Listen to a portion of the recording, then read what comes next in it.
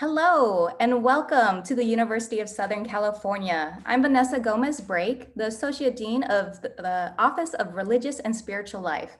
And tonight we have an interfaith panel featuring our religious directors. Those are religious professionals who work with a variety of student groups here on our campus. And tonight we'll be asking a variety of questions just so you can get to know what it's like to join a student group at USC. We'll begin with some introductions and I'll go first and then we'll go in a circle starting with Father Joe. So as I said, my name's Vanessa. My pronouns are she, her, and sha. I've worked at USC for 4 years now. And I also advise our Interfaith Council and our Secular Student Fellowship. On to you. Hi, I'm Father Joe. I'm a Catholic priest. In addition, for you in the Catholic world, I'm a Franciscan friar as well, so I'm part of a religious order. And then plus in the greater whole, I'm also a Air Force Reserve chaplain, so I serve in that capacity as well. So, but what brings me here is that I'm the interim director here at Our Savior Parish at the USC Cruiser Catholic Center. Yeah, welcome. And you know what, actually, right, I forgot, there was one other thing I wanted to ask because the students were asking me this last night in our interfaith student panel, but they were curious, what was your major when you were in undergrad? So for me, I did study religion, so religious studies. How about you, Father Joe? So when I first started out, I was a biochemistry major, pre-med trajectory, but when I decided to study for the priesthood and entered the seminary, then I switched over in my undergraduate studies to a major in philosophy and a minor in psychology. And then in graduate school, then you study theology and other stuff. So that's awesome. You have so many interesting things on your resume. I didn't know that about you. That's really cool. Thank you for thinking so. I don't really think. Yeah, you're so well-rounded. This is very cool.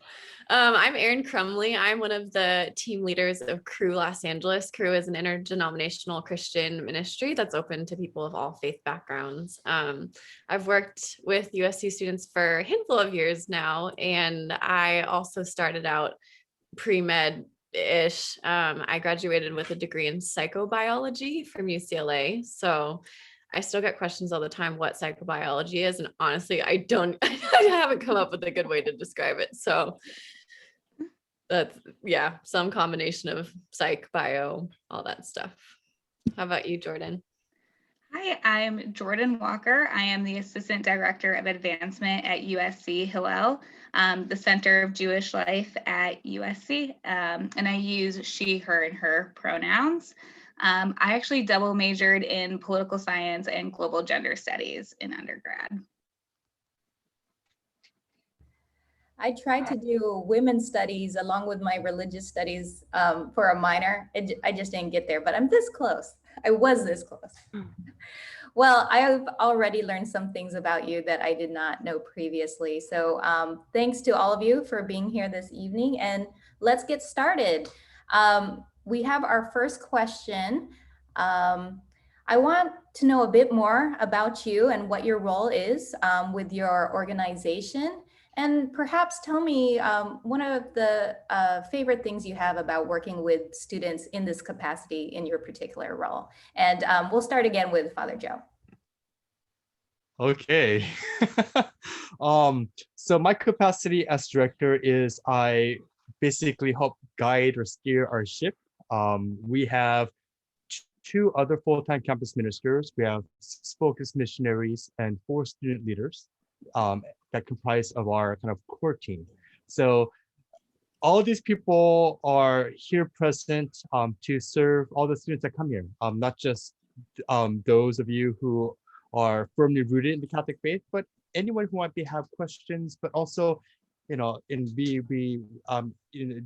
come with their friends as well to just be a part of a community. You'll find that with all of our groups here at USC, wonderfully so. But if someone other, you need someone to just help you along the way, answer a few questions, challenge you to grow a little bit. That's what our primary general focus is. Then to do all that, We have various different activities. Are we talking about that now or later, Vanessa? We'll dig in more into activities later, but yeah, just trying to understand like who is it that hangs out with Father Joe? So basically it's those who come to mass, those who come to sacraments, and those who we're trying to build that more student kind of homey feel. I think previous years there were nice niches and corners where people would come and study and just be together, but now this year we want to put an added emphasis and focus on just this is your home away from home. So if you need something, if you feel lonely, if you feel like you have nowhere else to go, you're welcome. We embrace you. If you are hungry and we need something interesting to eat, let us know. We'll always buy you lunch or dinner. That's so awesome. You make me want to be a part of it. So cool. Like I said before, I am one of the team leaders with Crew. And so my role is kind of all sorts of different things. I lead a team of staff and interns who are on multiple different campuses in the LA area, but at USC, I help kind of coach and facilitate students in all the different weekly meetings that we have, or different kind of rhythms throughout the year. Mentor students, just kind of a lot of what you were just sharing, embracing students, whatever part of life they're on in their spiritual journey, and just walking alongside and asking questions and providing a safe space to do so. I love working with USC students. I think that they're curious and just thoughtful in their questions, just awesome students. And I think I love working with students in general because it's such a crucial time of life where people are asking questions for the first time, or are, away from their parents maybe for the first time. And for me, like my faith journey began with Crew when I was a student. And so it's been a really cool thing to be on the other side and give students that same kind of opportunity. I just grew up having never met like normal Christians. Honestly, I don't know. I just thought that they were kind of weird or in their own bubble, or like super just religious and rigid. And so just meeting people who are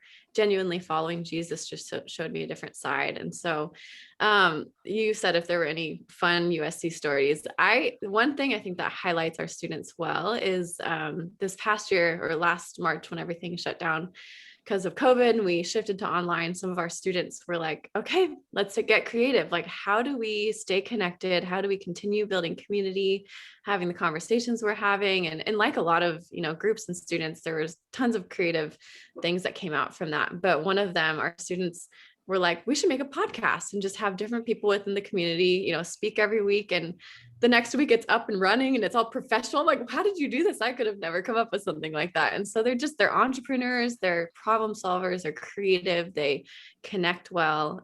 So it's been such a joy getting to work with this community. Amen. Yes. Yeah, similar to the Catholic Center, Hillel is also if we have a physical space on campus. Our building is almost right next door to the Catholic Center, funny enough, right across the street from the village. But I have been in this role for about 5 years now. I'll just say I'm like a little bit of a super senior honorary Trojan since I did not graduate from USC. But I think what the most just like fascinating, my favorite piece about Hillel is the student community, just like Aaron was saying. We look at Judaism as a peoplehood, whether that to you is a religion, just a culture, maybe just a shared tradition here and there.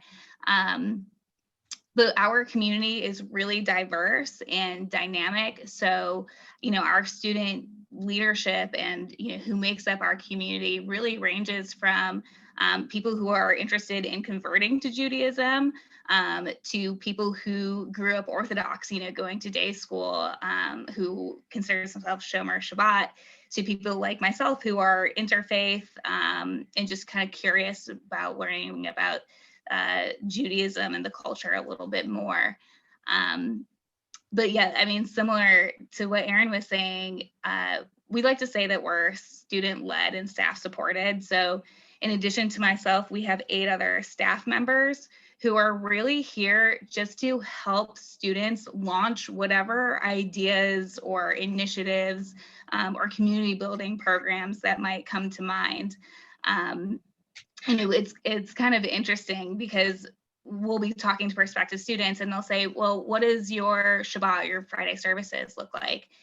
And to be totally transparent with you, it is different almost every single week, if not every single month, every single year. It really just comes down to what student is in that leadership position and what their experiences have been and what they want to bring to the community. So, using Shabbat example, sometimes our services look like, the traditional davening, or it could look like a art project or a guided meditation. It really is just whatever that student wants to bring to their community.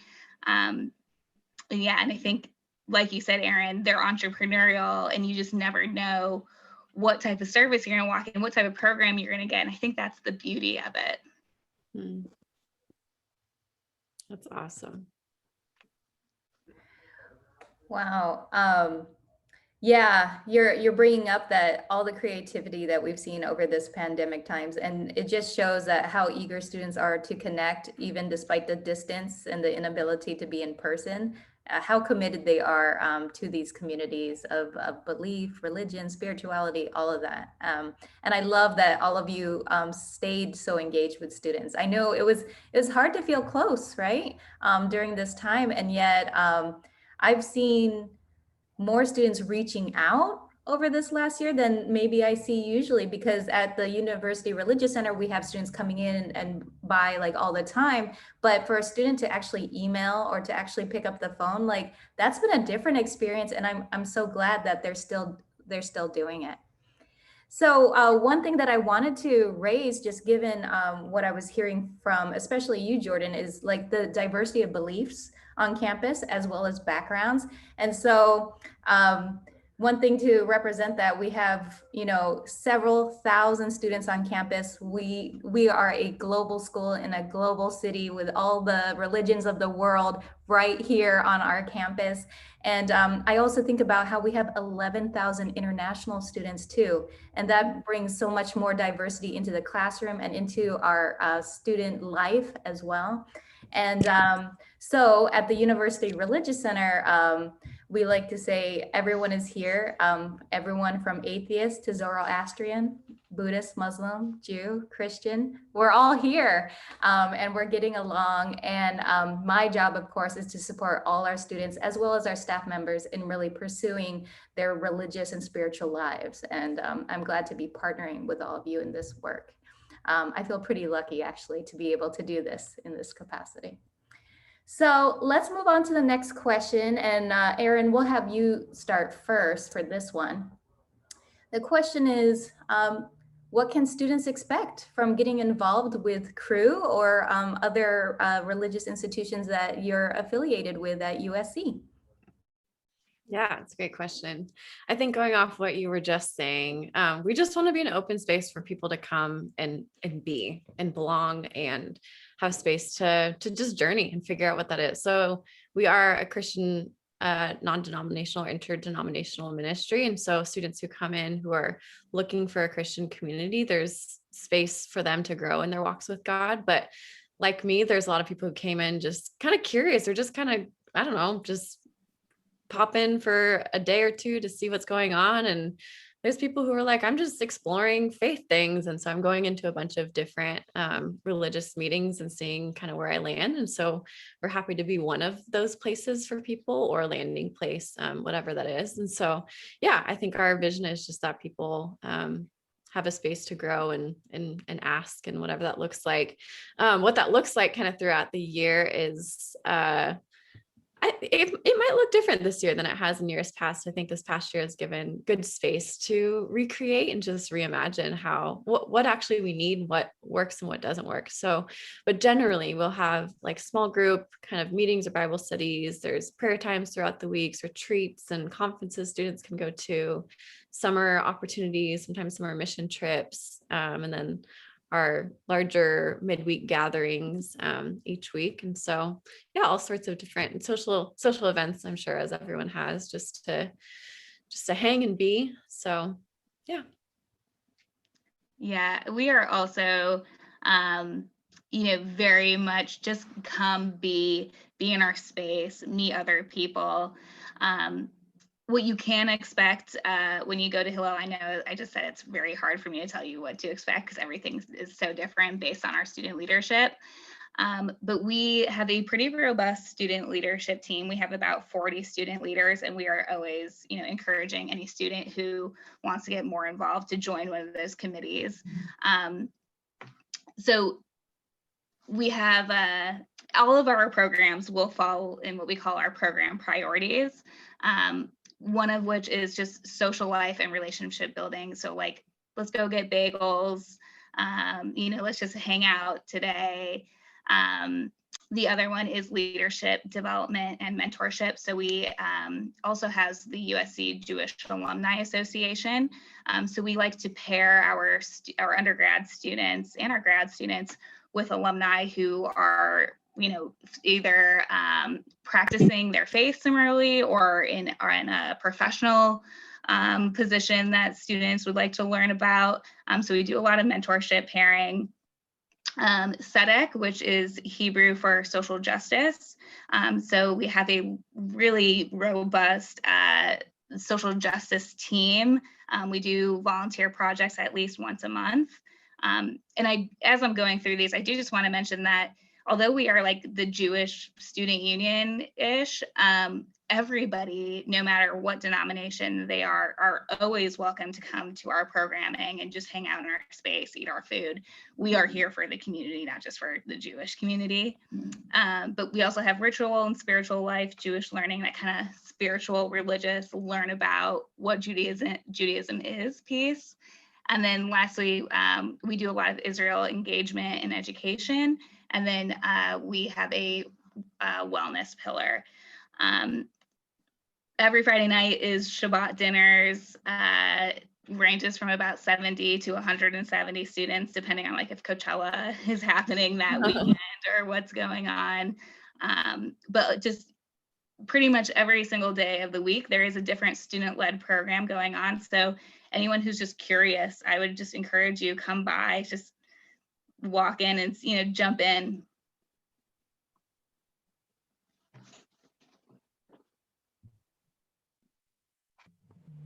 So at the Crusoe Catholic Center, we offer many of the things that Aaron and Jordan had also shared, which I think it's a good indicator for all of us that we're somehow or another trying to respond to all the needs of our students. But as we at our center, since we're coming from the Catholic faith tradition, then for us it's those sacramental and prayer moments. So for those of you Catholic students who may or may not frequent your own Catholic parishes, here our first we want to make those sacraments available to you. So we have 2 masses daily with adoration and confession, always available for you. And then in the Sunday masses we have multiple moments of mass worship, and then especially on Sundays, and you have that Sunday supper where you can stay, eat, enjoy, be with your community. So it's sacramentally, we want to set that foundation. And then in addition to that, then as Aaron and Jordan, I'm sure all of our groups want to help develop not just the spiritual aspect or needs of our own life, but then we also have opportunities for intellectual and higher kind of reflection and learning. So we have conferences and classes and Bible studies that you can enter into in that way. We offer also spiritual direction and mentorship, in much the same way that Hillel described, which is we're fortunate enough to also be able to offer that for our students. Then we have those social outreach programs to develop that, not just to challenge ourselves and how we are comfortable in our life, but also then to meet the needs and to bring about the change that we want to see and that's needed in the world. So we have multiple social outreach programs, but also if you want to go something a little bit more is sustained, then we have those alternative spring breaks or mission trips that we offer. And then finally, I think it all comes together with that social aspect of it, where we are with one another. We have just be able to come together. We host not just the events and those opportunities, but even just those. We're trying to develop more so that casual kind of drop in out moment, where hey, I would like to come and just today I have nothing going on, but I feel a little bit lonely. I would love to connect with someone. Would just like to maybe listen to someone or have someone listen to me. Come join us for coffee. We'll have game night or karaoke night, or just those things, right? Where we do want to offer that as much as we're able. Now, having said all that, and I'm sure my the other directors and other programs will do it as well. It's like, if there's something that you need and we're not providing, like, challenge us as well, because we want to respond to that need. And I'm definitely open to that, but I'm sure everyone else does as well. So that's what we offer. Hopefully everything, but if not everything, then let us know, because we want to provide that for you too.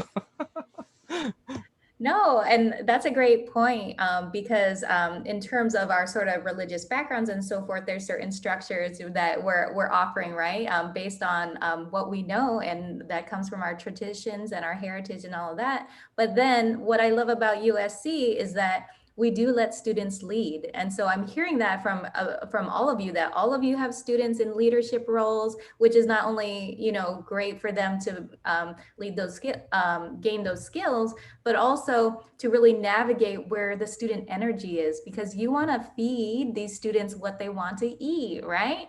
But Yes. all within the context of this religious and spiritual organization that's already in existence. So I love that. And not every school sort of approaches this work in that way. And I love that students are the priority on campus, which they very much should be. This reminded me that I've yet to speak a bit about our Secular Student Fellowship and our Interfaith Council. And one thing, perhaps I'll just say it because it's something that's common for all our groups. Food is a very important element of bringing people together and creating community.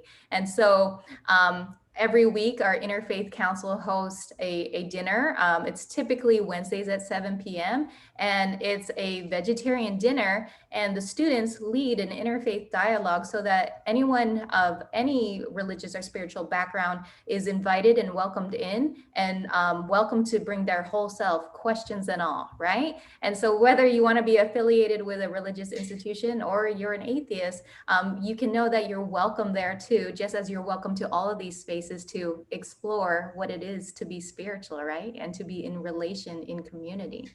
And then, of course, my other group is the Secular Student Fellowship. We have an interesting sort of crossover because a ton of our secular students also happen to be vegan, and they're very involved in our climate organizations and other sustainability efforts on campus. And so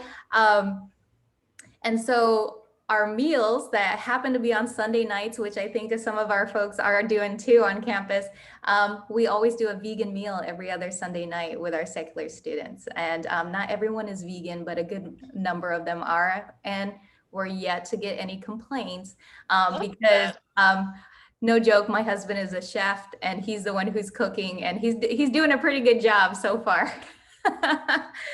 So anyhow, I'm gonna have to join now. You sold me, Vanessa. I'll let you all know when we get started again, but you'd be so surprised what's happening at the University Religious Center late night and even on the weekends. It's just popping all the time. All right, so that's great. I learned quite a bit about these your roles, what your activities are looking like this year. I even learned, or something I want to point out is that that alternative spring break you were talking about, but also the alternative trips, which I think happen in winter and in summer. Like, those are great opportunities for students to get out of the USC bubble, get out of LA, and kind of, go see the world with each other. But I also like that so many of our student groups are involved with service activities that are really serving our LA community, whether it's in Skid Row or elsewhere, feeding those in need, cleaning up the LA River. Like, I hear so many things coming out of our groups, and I love that they can do that within community. And in case I didn't mention it already, we have nearly 90 religious and spiritual groups on campus. And so when I said earlier that we have so many people on campus, it's true. And so not only do we have, all these groups meeting at the University Religious Center, but they meet all over campus because we don't have nearly enough space. That's why I'm so grateful that the Caruso Center, Hillel, and so many other affiliate institutions have spaces nearby, because we are overflowing with religious activity on campus. So I'm going to move on to our next question, and I'm going to pose it to you, Jordan. Let's see. So since our audience is incoming students, I wanted to know what's something about religious life at USC or generally at USC that you think an incoming student may not know yet, and they should know, whether it's a campus secret, a hidden treasure, or just something worth knowing as you're coming into this big campus of ours. This is such a good question. Thank you. I definitely think one of the hidden treasures is Hillel's Bradley Sonnenberg Wellness Initiative. We launched it about 3 years ago, and it is for all Trojans, not just Jewish Trojans, but the initiative provides one-on-one counseling and group therapy to anybody who may need it. We recognize that sometimes there's a little bit of a lag between recognizing that you might need somebody to talk to and when you can actually do so.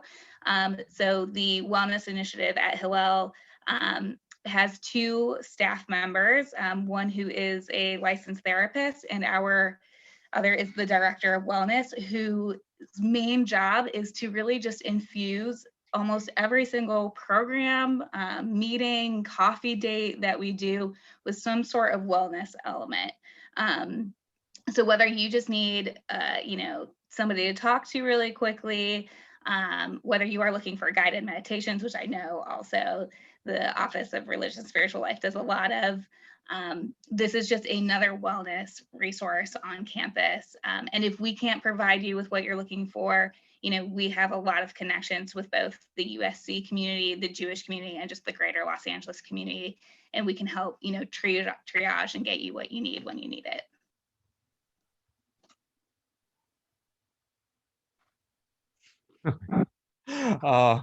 So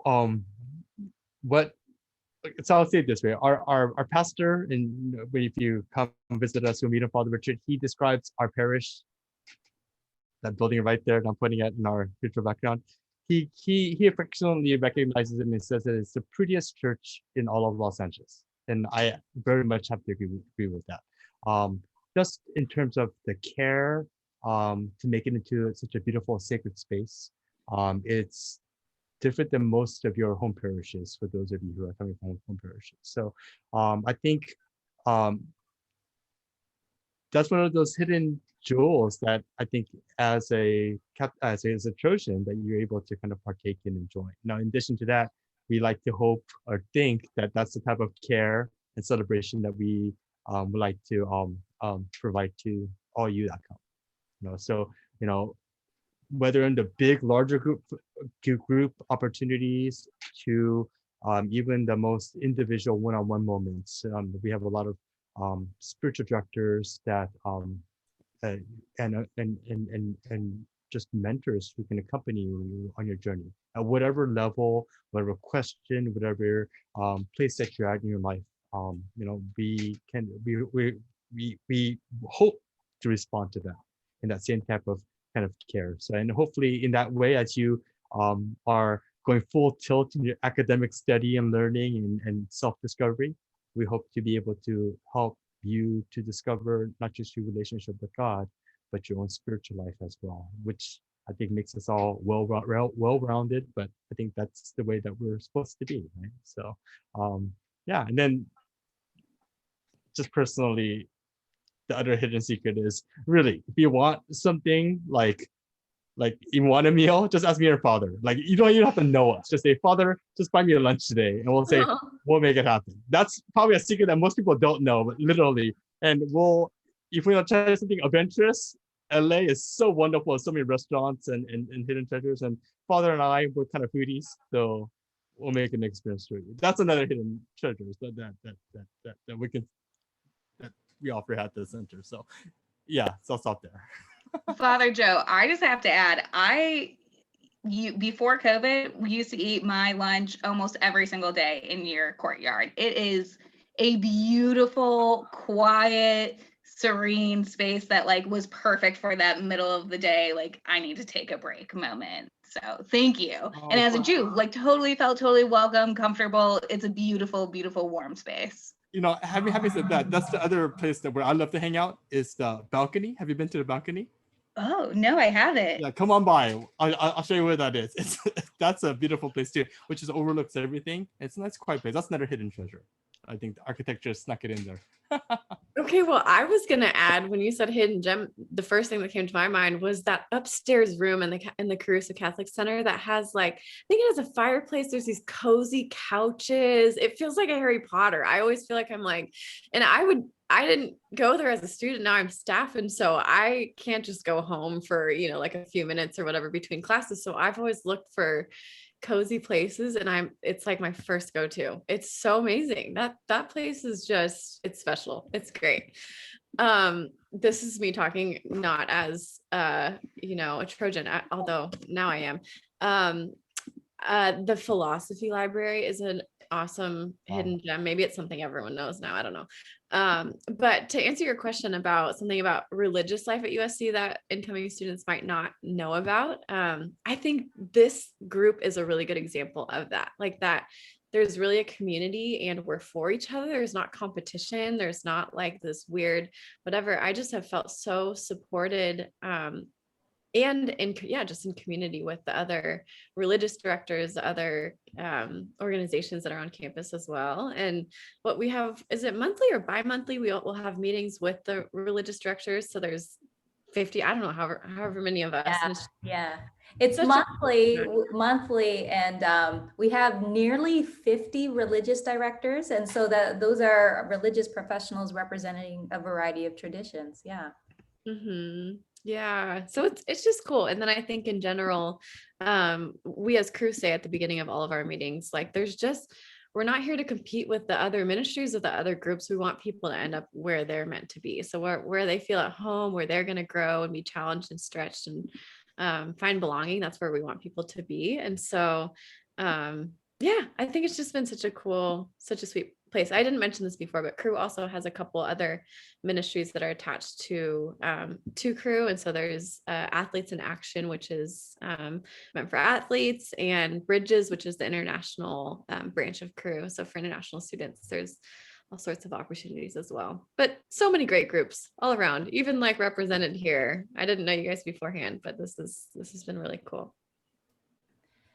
Yeah, and it's true with so many religious professionals on campus, and with the community we create by having these regular meetings, we can engage any student, and right away, if we know what they're looking for or they're seeking belonging with a particular group, we know the person to refer them to. And the same is true for our counseling center. A lot of times we will refer folks to the counseling center, and there's plenty of counselors who come from a particular religious background, and so we can be specific to a particular counselor. But then the same is true of the counselors. They are referring people over to our religious directors all the time, just knowing that sometimes it is a spiritual question. It is a spiritual issue that needs to be unpacked with someone who's equipped to engage those sort of questions, right? So I think if I was to add in regards to some hidden treasures on campus, definitely philosophy is the go-to, but one place that very few students ever see, even though it's in a pretty prominent space right next to Town and Gown at the center of campus, but it's the Little Chapel of Silence. And it's little in that it probably fits maybe a dozen people, but even that's tight. I would say maybe 6 people comfortably. And what's nice about it is it's hidden away. There's this one door, and every time I walk in there, there is no one in there. And so if you are desperately seeking a quiet place for prayer, meditation, or other, find your way to that space and yeah, enjoy it because you'll likely be alone. And it's open at all sort of hours of the day and the weekends. And so I'm pretty sure I've witnessed maybe one wedding in there too. And so some of our Trojans who fall in love, if they want a very quaint wedding site, that's a fun place to pop up for a wedding too. Well, that's it for these questions, but I think as we wrap up, the same thing I've been asking the students on our student panels and some of our staff members, perhaps as we go to close out, any last words you want to share, but also maybe just what are you looking forward to this school year? And I'll go ahead and start us off. I think something I'm looking forward to most is it's something I probably took for granted. Walking down Truesdale Parkway, that main path through the center of campus, and how I would always see at least 3 or 4 either students, staff members, or a friend that I knew just in transversing the campus. Like it's as simple as that, as seeing a smiling face of someone that I know and didn't anticipate seeing. And so that's like a post-pandemic sort of, something I'm gonna love, but it's also just something that comes with being on the campus at USC. And let's go with you, Father Joe. I look forward to meeting you all, but really what I really hope to hear again is just the noise. Just the joy of laughter, the joy of just activity of life. That's that. I think because we have been so isolated from COVID. Those places are. I have come to recognize how wonderful even those simple moments are. So I look forward to just hearing you all laugh. Just take pleasure in your learning and getting to know one another. I hear a common thread kind of in the things that we're all thinking about. The first thing that came to mind for me is just fresh eyes, like to be grateful for things that, we totally took for granted, or just, what a gift it is to get to walk with students through such a unique time of life. And none of us have been post-pandemic, and this is, we're all doing it at the same time. And so even the community in all of that, I think it's just kind of a collective communal moment to re-enter this fall, especially as colleges all have, kind of a same start date and everything. So I think that'll be fun. I think I'm most looking forward to just making new relationships. I think this was a great time to deepen existing relationships. But I'm ready to meet our new students, meet the students that we kind of knew of last year, but didn't really get to know fully.